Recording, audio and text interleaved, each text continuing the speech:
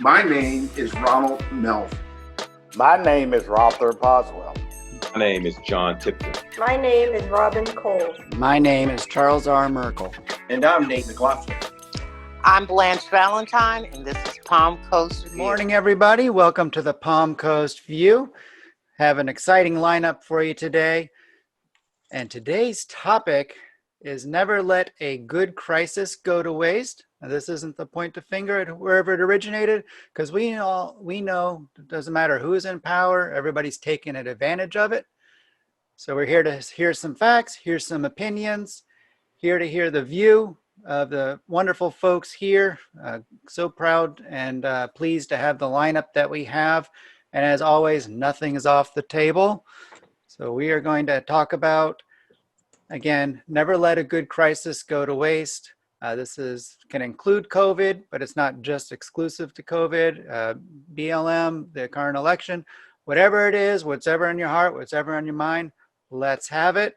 And I'm going to start with the sharpest dressed man in the room, Mr. Nate McLaughlin. Well, you know that it's good and bad to every catastrophic event, whether it's a pandemic or hurricane. You want to take advantage of the learning opportunity. Now, there are some who say taking advantage is, move your own agenda forward. But those who tend to look at, what's good for the whole, what's good for your community, what's good for your state, your country, there's lots of opportunities. Medicines have come forward out of pandemics and those kind of things. So it's really a point of view of, do you let this pass? Do you take advantage of the situation to improve the overall situation? Some excellent points, Nate. And you're absolutely right. When we're pressed against the wall, that's when the best of us can shine, and some great things do come through. But today's discussion is about when we're against a crisis, whether it's real or manufactured. You could say fear-mongering or something we're truly facing, a true crisis. Those who come in with an ulterior motive to direct the minds, the hearts, the attention of the people from what's really at play, what's, again, an ulterior motive. Ms. Robin. Okay, well, I think I have an example. So recently, Governor DeSantis opened up Florida to the whole state. And I've noticed first people were upset because they couldn't do anything because of COVID. And now that DeSantis has opened things up, there's a lot of people that are pissed off about this too. I don't understand why. I think it's great that he's opened things up. People weren't social distancing before, and that's why some of the numbers have gone high here in Florida. Also, people, as soon as he opened up the borders, the numbers started going high again as well, because people were coming down in droves from up north where they really couldn't do anything and it was cold up there, so they came down here. So I don't understand what the big issue is. My question, since I don't live over in Palm Coast at the moment, is what's it like over there? It's an interesting environment. My observation is it's very polarized. You have a lot of people complying socially, but they don't really feel that way as far as the distancing and the mask, doing a lot of good. Again, we could have another discussion on how effective they are. I have a great example I realized this last week, and wondering how long things will continue. My 3-year-old, we bought him a timer because he was dragging out meals an hour and a half. So we go just an old manual timer, put on the table. It's a big old thing, can't miss it, and set it for a half hour. And that half hour was done, meal's done. Well, we got him reined in to where he's now eating in a timely manner. So the timer did its job. But now that's part of his meal. He won't eat unless he has that timer. It's become normal for him. So I wonder if the CDC came out tomorrow, everything's good, we don't have to social distance, we don't have to mask. How many people the next day would come out with social distancing and mask on because now it's part of their routine? Just a curious Wasn't that the intent of the whole thing anyways? But is But I'm going to come compost, back around to that, Nate, because that's a very good thought and something we should explore. All of that is confusing to me, the way it's operated. And I paid attention now basically to sports. How is it that the players can walk around with no masks, but the coaches can be fined for not having a mask on? I think there was an incident where a coach got fined $100,000 for not having a mask on. So what is the difference in the person with the mask and the one without the mask? Plus the fact, I think a lot of this is blown out of proportion. But who am I to say that it's true or false? I don't particularly care for a mask. If you give me the choice, I will go without the mask because I don't think it's protecting me. Mm-hmm. Now, it might be protecting somebody else, but to me, a cloth mask don't protect you from nothing. So I think a lot of it is getting you to follow a system, and I'll leave it at that. Just follow the system that they see if they can control your thoughts. And the more you stay inside, the more that you are isolated from the community and just got to go by what you see on TV and what you hear on the news, the more they have control over your mind. Excellent thought, Rothar. And that does go in line. If this is a true crisis, I don't know if any of us, I personally believe the virus itself is real, but is it the crisis that it's been blown up to be? And the efficacy mask, and this could be just a great social experiment. See how far we can be pushed. Well, thank you, Charles. Couple of things that, as relates to our topic, and don't let a good crisis go to waste. It's kind of challenging today to determine what is a crisis and what isn't, because folks don't know more than they do know, if they're honest. And so there's a lot of anger, a lot of confusion. We are distracted. We're hard to get folks to agree on even what quote unquote truth is and what quote unquote facts are. In fact, I believe one of the newer phrases added to the American lexicon is alternative facts or alternate facts. I don't even know what that means. So we have now also a mass media that, in my mind, are more profit and power driven than they are in the business of providing information rooted in fact. It's more, in my mind, more stirring up things, and the idea is to get you to watch or get you to listen or get you to read or follow and like, which brings me to another point. And one of the new wrinkles to this thing, we talk about this, about there's been crises before, there's been pandemics before, obviously there's been presidents and politics before, but one of the new wrinkles is social media. And so you have a lot of people that have a lot of opinions, and they're not qualified to really share that with the general public in an informative sense, but they still are free to share their opinions and views. And so their opinions and views feed into other people's opinions and views, and then everything just gets confused. And so social media is a newer wrinkle now, because it's providing folks with a lot of misinformation. It's providing folks with a lot of valid information as well. The hard part is to be able to distinguish one versus the other, especially when you're dealing in a world of quote unquote alternative facts. The other thing that I'll add is that as it relates to a new wrinkle, we have for the first time in American history a celebrity president, a president of the United States that is not a traditional politician. Whether you like that or whether you don't, that's your choice, but that is a new wrinkle. This person does not have a background in politics beyond essentially commentary and watching the shows, as he put it. So the other thing is that he has used, he's the first president to use social media to the degree that he's used it and the way that he's used it. We have a president to which we have direct access as it relates to those Twitter feeds. And so there's policy being made via social media, which in my mind, when I first became aware of these platforms, were for kids. They weren't for grown folks. but now it's morphed into, we've gone from that being a child's activity or young people's activity to actually presidential policy from the world's most powerful office being made using that platform. So some of those new wrinkles have added in my mind what we have now, and that is our topic of whether the issue of not letting a good crisis go to waste comes to, is it a real crisis or is it not? And whether it is or isn't, there are people that have the method and the means and the motive to add confusion and take advantage of that confusion.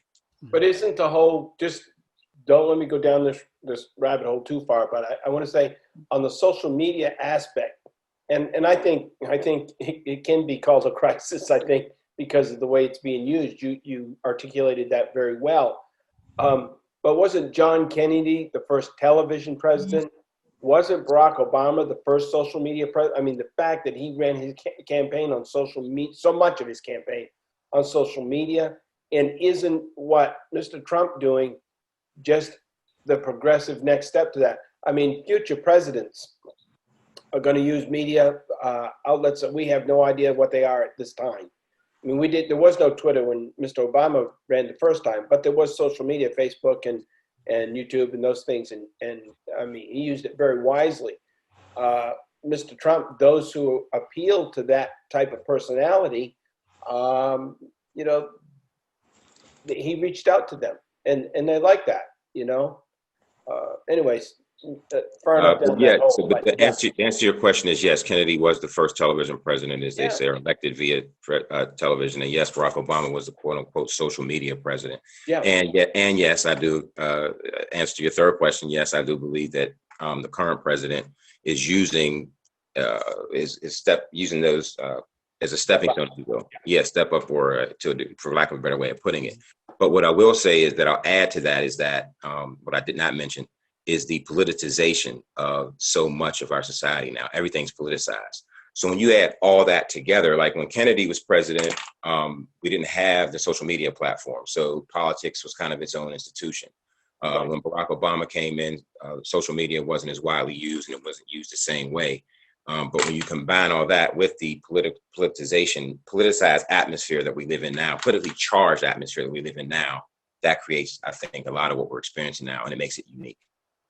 Yeah, I agree. Yeah, when I grew up, we were Americans first, and then all these other different subsects.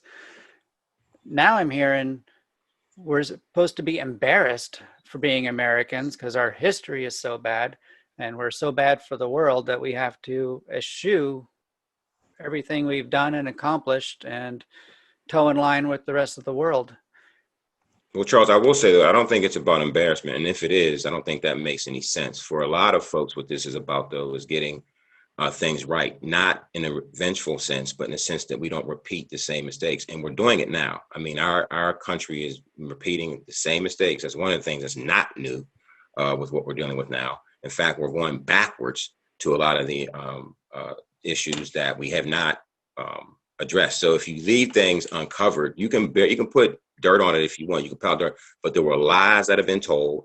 This nation has to, at some point, if you lie, then you have to tell the truth. So I'll just say this about our current topic, though, and that is that whether or not the current crises that we are experiencing are real or not, it does come back to trust in your fellow man, your fellow human being, and that is something that we just aren't.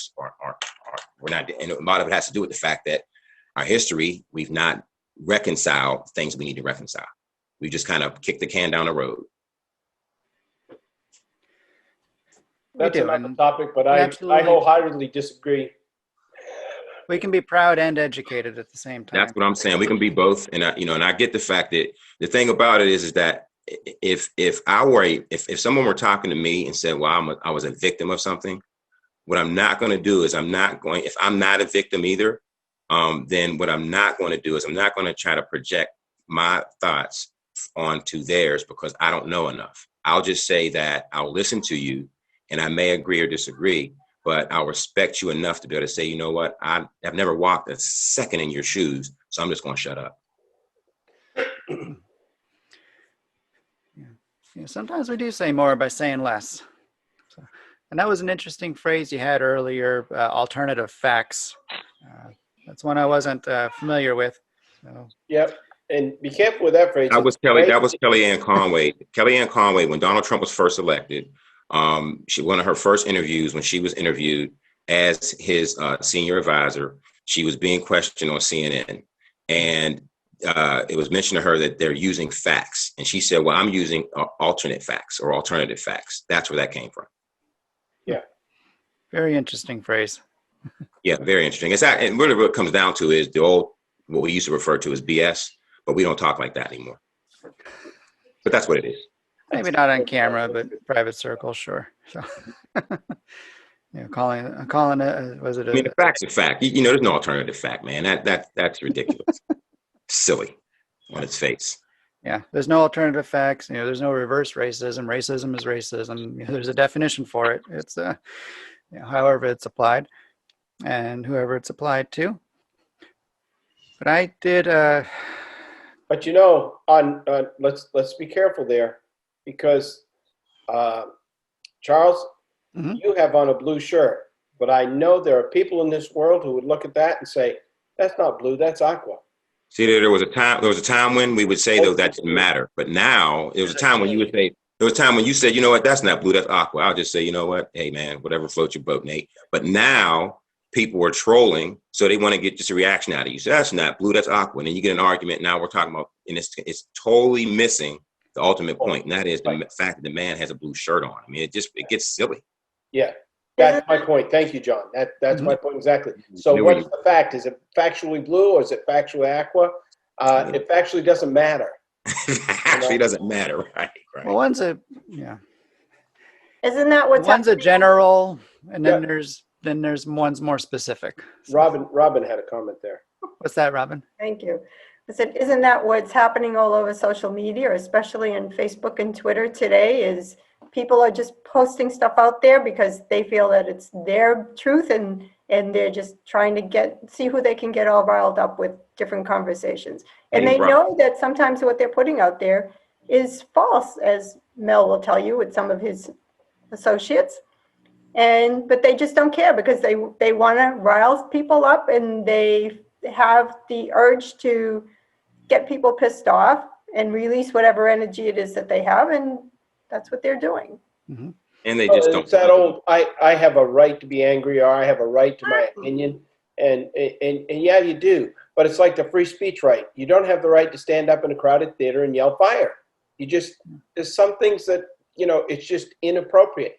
And we've lost, and that's why these crises are so easy to manipulate, more so now than ever before, is because everybody's claiming this false right to something. Well, and then there's a lot of videos that I've been seeing lately, well, they're like advertisements on YouTube, and they start off and saying, this is the truth. Let me tell you a true story. I'm like, well, what were you going to tell me anyways? Are you really just going to lie about the whole thing? It's like, where is it that all of a sudden people have to start saying that they're going to start telling us the truth? Why can't they just tell the truth and not preface it with that? Why can't we assume that you're telling the truth? Oh, I wouldn't lie to you, really?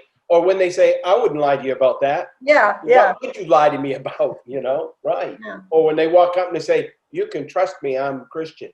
That's one of my number one, you want to that's when trust? I go, no. Yeah. People are flawed. Now I absolutely do not trust you. Right, exactly. Yeah. Or when they say, oh, my best friend is Jewish. I'm like, and what's your point? Right. Yeah. I know one of you people. or the one that you see tossed around, I got black friends. Yeah. You see that one tossed around, or vice versa. I got white friends. Who cares? We're going to assume you have friends until we get to know you, and then we're going to understand why you don't. Yeah. Even people with the same color skin can have different experiences. So. Not only can they, Charles, they absolutely do. But even your siblings have different experiences than right. You do. Oh, sure. Right. None of us were born in a womb together unless we were twins, and even then, even twins have different experiences. Even twins have different identities. Yes, my sister and I are polar opposites. I think all crises are used, whether it's war, drugs, crime, somebody finds a way to use it to their benefit. If it's war, then there's those who manufacture war equipment and they make money by making more and more equipment. If it's drugs, we can find communities that we can put the drugs into.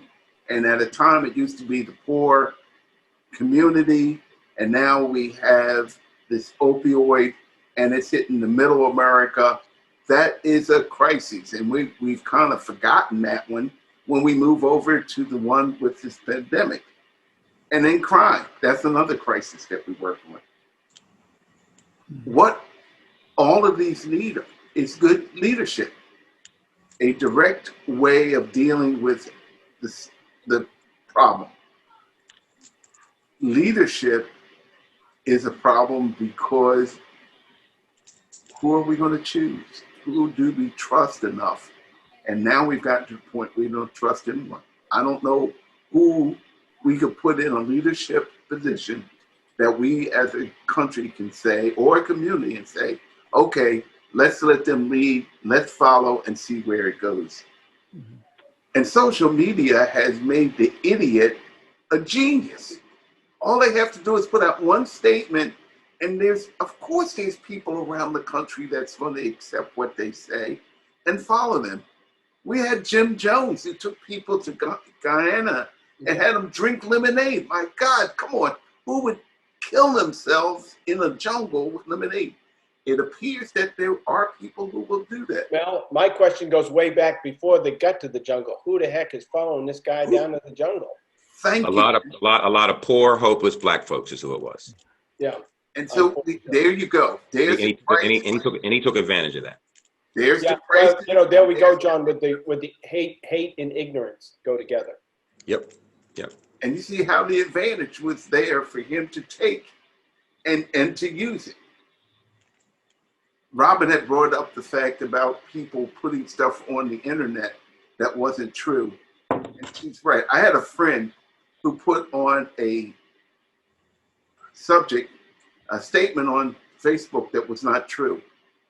And I thought about it, and I'm thinking, do I really want to get involved in It's a Friend? Do I say anything? And then I thought, let me look it up to see if it's true or not, because I knew it wasn't. I got the information. I sent a note back, hey, buddy, I don't know if you know, but this isn't true. In fact, if you'd like, here's some places you can go to get more information on it. The reply back was, I know it's not true. I just think I have the right to put it out there to see what happens. Yeah. That did it. As close as we were, I can't be your friend now. You scare me. Because now I don't know what's true and what's not true coming out of your mouth. And that point about using people, Robin's right when she says, somebody says, well, I got a Jewish friend or I got a black friend. The same guy spoke about the time that we rode up to Minneapolis together. And we ended up in a black community. And I said, hey, you better get us out of here before we get into trouble. Well, he wrote a whole thing on the internet about how black people are afraid of black people too, because of his adventure with me up in Minneapolis, that I was afraid to be in a black community. That wasn't what it was. I was afraid for him. I was all right. I'm afraid of him being in the black community, but now he made it for me. So these crises, whatever they are, people can use them to go either way they want to do. And the last thing is, as far as America, I don't know why we don't go through the process of checking the facts of what we're told. We hold on to our belief and that's it. We don't do any research. And we let people use us by saying, you're not an American. This is where I'm sorry I missed last week's conversation, because I've got about an hour and a half's worth of comment on that kind of thing. Yeah. I mean, you're not an American. I mean, how? So a liberal can say to a conservative, you're not an American because you're not liberal. The conservative says you're not an American because you're liberal. The fact is that that's what makes us American. There's no other country really where we can do what we're even doing now. Correct. So that makes us American. It doesn't say we have to agree. It says we have the right to disagree. So in all of this crisis, is it being used? Yes, I think it is being used. I think the only way out of it is to have good leadership. And I don't know if we could trust good leadership now, because it's going to take a long time. After you mistrust someone, it takes a long time to trust them again. So I don't know when we're going to get back to that level, close to level board. I don't know either, Mel, but that is a good point, and we can't get there soon enough. Reminds me of the old adage, if you fool me once, shame on you. Fool me twice, shame on me. And we just keep getting fooled. And Well, what I will say though, Charles, to that end, I will say that I kind of categorize the ignorant amongst us in two ways. And that is the willfully ignorant and the woefully ignorant. And so to Mel's point, when you tell someone that something you believe in is false, and they're going to still hold on to that, I liken that to someone being asleep. And when we're asleep, especially when we're tired, and someone comes over and says, wake up, if we're comfortable in that sleep, we roll over and, say, leave me alone, I'm asleep, and then go back to sleep. There are folks that are comfortable in their ignorant zone, and they are, anything you say, anything you do will not sway them one way or the other. They're going to stick to that, even if they're shown evidence that what they're leaning on is inaccurate or false or just not true. Yeah, it comes down to being willing to come out of your comfort zone. And that can be scary, even if you know you're in a lie. Accepting the truth can be very, very scary. Okay, so I've got, I know you're getting ready to wrap up.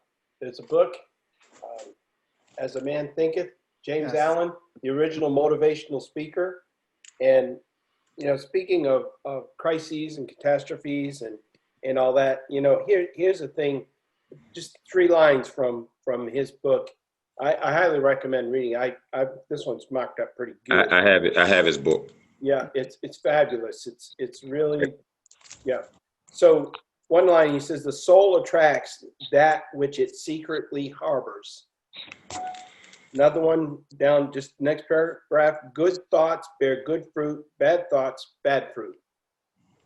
But the one that intrigues me over anything else in this book is circumstance does not make the man. It reveals him to himself. So we find out what we're really all about. We can complain about the government all we want, whether it's about pandemics or other crises or anything like that. But we actually have the government that we voted for. I mean, it's just that simple. So, well, I didn't vote for it. Yeah, we did. We did. Whether we voted for this gal or that gal or this guy or that guy, it's immaterial. By and large, we are in the situation we're in because, we don't properly react. We don't look to character. We look to what tickles our ears. What's in it for me? Whiffum is like everything is about Whiffum. W-I-F-M. What's in it for me? And it should be W-I-F. It should be W-I-F-U. What's in it for us? Yeah, thank you, John. That's a good point. That's a good point. And it's not, we don't do our homework. The social media, which I think is a crisis. Social media is a crisis in America. And there are those who are taking advantage of that. We don't do the things that we ought to do when we're faced with the difficult challenge. I don't know what the answer, well, I do know. I believe the answer is to, get back to moral imperatives. A lie is a lie. Right and wrong is right and wrong. Stealing's wrong. And in our society, it seems to me almost that if you lie and get away with it, it's okay. It's not stealing till they catch you. Yeah, you shouldn't preach it if you're not going to practice it, because we do a lot of preaching it, but we don't practice. Now, as a people, right? Oh yeah, we take the moral superior ground all over the world, and we are not as a whole. We have some wonderful people in our country, and so but we don't have a lock on that. And quite honestly, I think that's really what is making what folks are confusing with wanting to check the historical record on America to embarrass America. It's not that. What it is America right now is doing the same thing it's been doing, practicing one thing, preaching another, and folks are tired of it. And so, but that doesn't mean America is all bad. It doesn't mean America can't function. It doesn't mean America is just evil. It means that America has some improving to do. And there are those of us that are willing to acknowledge that. And that's where our focus is on how ways to improve America so it never becomes anything short of its greatest that it can possibly be. Yeah. You know, I think one of the other crises we actually have is with the police force. We need a police force. We want a good police force. But also we want a police force that works with the community in a way to protect and not to harm. So consequently, you have two groups of people again. Those that support the police no matter what they do, and those that can't stand the police no matter what they do. And again, there's no leadership. There's no one that stands up and says, okay, this is what it is. This is the way it should be. Even if it's wrong, at least once we go in a direction and say, whoops, that wasn't the way, that's not it. We're going Hey Mel, unfortunately, we have too many leaders. We don't have any. We don't have any followers. That's the problem. And so everybody wants to lead. And that defund the police, that phrase, unfortunately, doesn't make sense to use that for what they were trying to say. You don't. It's bad, Fred. Bad marketing. But I will say that the point to the defund the police is about restructuring some things that the police are doing. The police are overwhelmed right now doing things that the police shouldn't be doing. They're social workers. They're treating drug addicts. They're ambulance. They're doing too much. So when we talk about defunding the police, it's simply saying, let's look at how our police forces are working in our country. Are they working to the best of their ability? And if not, let's figure out some ways to possibly improve them, not so that we can just have chaos and crime, but so that we can have the most effective police force in the world. You don't hear that conversation being had. No. It's like a marriage. You either, in a marriage, you can't totally be in love all the time or totally be in a state of wanting to be divorced all the time. There's that flow that goes within that makes a good marriage. And I don't care. Marriages that have been 50, 60 years that we hear about, when you talk to them, they had their bad times, they had their good times, but over and all, they were dedicated to each other.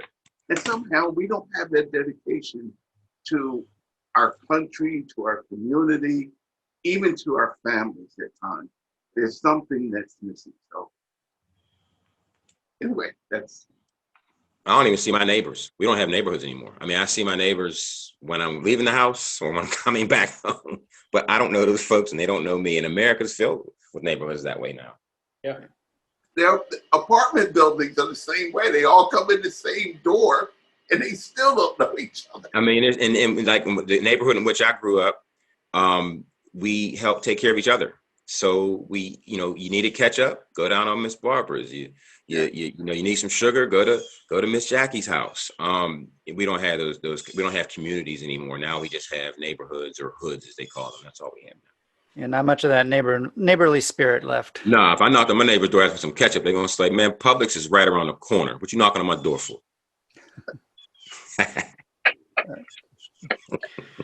Gets Rick Staley called on me. Because we talked about social media, and I'm going to expand that to big tech in general being a crisis, because there has been a huge accumulation of power and it is being manipulated towards certain effects, and trying to find the truth, trying to do the fact checking. Where do you go to find the truth? But the social medias are fact checking. But from my perspective, it looks like it's just another form of censorship to silence certain voices. And with the major media outlets, play on words, but I've seen recently they've really taken their mask off as far as who they really are. And conservatives, I'm pointing the finger at Fox News too. The days of we report, you decide are gone. All the major news medias are just influencing and agenda based, and they're going to take something that's a very broad topic, pick that one little thing that fits in line with their current narrative, and they're going to harp on it and completely miss the true what happened with the narrative. So I'm going to share, I canceled my satellite. I got rid of it, gone. And I have not had any withdrawal symptoms. In fact, I have more time to spend with my kids and my neighbors. So turning the TV off has been a good thing for my own mental health and my sanity. And getting those voices out of my head, and like Nate, picking up a good book, finding some good motivational YouTube videos. You know, YouTube still has some good in there, even though there's a lot that's not. Well, you still have to be an adult and make choices. But I'll tell you, Charles, we have been unplugged from television since 2006.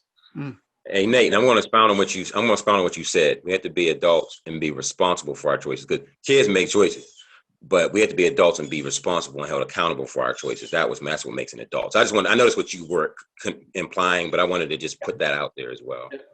Very good. Thank you, John. Mm-hmm. I just want to add, these little things don't help either. No. Well, they can, Robin, but it just depends on how you use it, right? Right. But when you see people like this constantly, and they're walking down the street, and and you know that they're on Facebook or Twitter or something, and they're not using it as a phone or a real tool. Yeah. You know. Hey, Robin, that's a good point. You're using it as a toy. You're using it as a toy, not a tool. Right. Yeah. We lose track that this is a tool. You know, I've got a bunch of tools out in my toolbox. Now, I wouldn't use this to try to loosen a wrench or pound a nail in. I have a different tool for that. So use the tools for what they are meant to be used for. Mm-hmm. Good yeah, point. We need to you give a 3-year-old a hammer, he ain't gonna build a building with it. He's gonna know you do a 3-year-old. But the 3-year-old can program this tool quicker than I can. Well, that's a good point. I can't argue that. You're right about these being tools. I'll say the good routers, you can actually limit the hours that certain websites, including Facebook and YouTube and others, are able to come through. So there are tools out there to help us self-discipline to where we don't have access all the time. Mm-hmm. We have junk food available. It's good to have it out of sight, so it's not always in front of us, because if it's in front of us, we're going to think of it, and our resolve is going to go down to make the healthy eating choices that we need to make. So the things that aren't good for us, don't take it out completely. Sometimes there's a place for it, but make it harder to access. Yes. You can do the same with your technology. Is take responsibility and use some intellect in what you do in life. And even if it goes wrong, at least take responsibility. It went wrong. I won't do it that way again. I learned something. Right. And that's what Nate's say about it. You know, we as an American, you're right, that phone gives us information. We just accept it. If we would just take it and look into it, research it, or ask questions, we would find out that 50-60% of it is not true, and we don't want to deal with it. But we just absorb it. We just take it in, and that's wrong. And then we don't want to be responsible, because we'll say, well, I saw it on Facebook.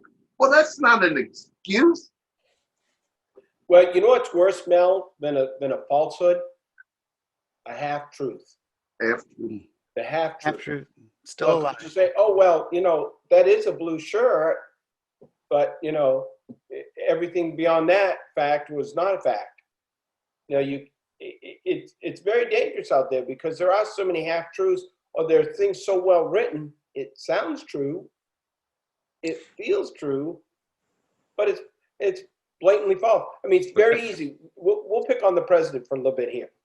You know, we see what a character he is. We've known that. We've known him his whole life. American public has known this man.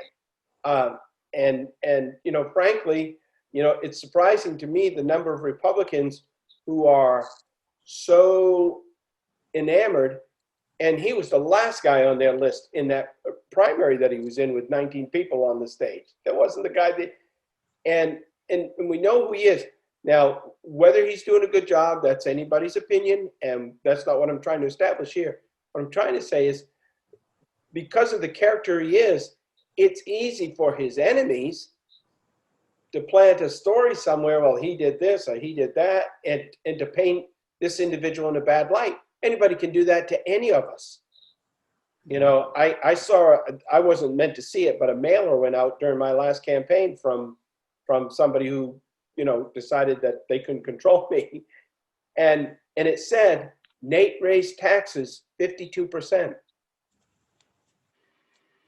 And obviously there's people who believe that, even though you know in your heart that your ad valorem taxes, none of your taxes went up half again. But yet it was put out there. Nate raised your taxes 52%. You know, and you knew, and yet there's people who got that and said, wow, I didn't realize it added up to all, you know, anyways. And I've had people approach me on it. You know, so we can tell what we want to say about, you know, again, back to Mr. Trump. We know what a character he is. We know he's been divorced. We know that, you know, he was a younger guy and probably chased some skirt and things like that. And, you know, and yet we still, you know, can bring him along. But my point being is that it's very easy to make a false statement about somebody like that or about anybody in general. Mel? You're right. You said something that maybe we remember the old game that we used to play as children. What was it? Whisper down the lane? Oh, telephone. Telephone. Whatever it was, you start out with a true statement and you just pass it down the line. And by the time it gets to the last person, it has nothing to do with the original statement or sentence or whatever. So that's why we have to be strong enough to understand we got to go out and research what we know. We just can't accept something that our children or our friends or our family tells us. Take some responsibility, take and investigate what you believe. And I find that even with religion, people would not get into trouble with religion if they would go and research the religion they're in. Because these religions that take you off into never, never land, if you research them, you see that there was a path you don't want to go down. But it sounds good. It sounds it's flowing with milk and honey, and you take off, and you get down to the end, it's nothing but vinegar. So we gotta wrap this up, or I'm gonna have to excuse myself, one or the other. Okay, does Charles, you want to take us out, or did you take us out? No, I haven't taken anybody out. Mama said, knock you out. Well, that may be true, but I haven't taken anybody out. No, I think we covered some wonderful material today. We have some good topics to explore. As always, great discussion. I love how we can get the different viewpoints, and there's so many different perspectives here represented here today. So, and thank you for joining in, for watching. Look forward to next week. And have we decided what the topic is next week? Yes. Yes. Please join us next week while we cover the voting, but the Electoral College. All right, Electoral College next week. We're going to have a lot to cover in just an hour. So It'll be interesting to say. it will be interesting. Touched on doing something for yourself, turning on the TV, the social media. I'm going to recommend picking up a little journal. Be a student again of yourself. Just every night, you write down what is it you did right, some good choices you made, and what is it you can improve upon. Again, be a student of yourself. and make those little changes that are going to make a big impact in your life and your family and your neighborhood and the world at large. Thank you for joining us today. Be sure to like us on our Facebook page and also to subscribe to our YouTube channel. Both of them can be found under Palm Coast View.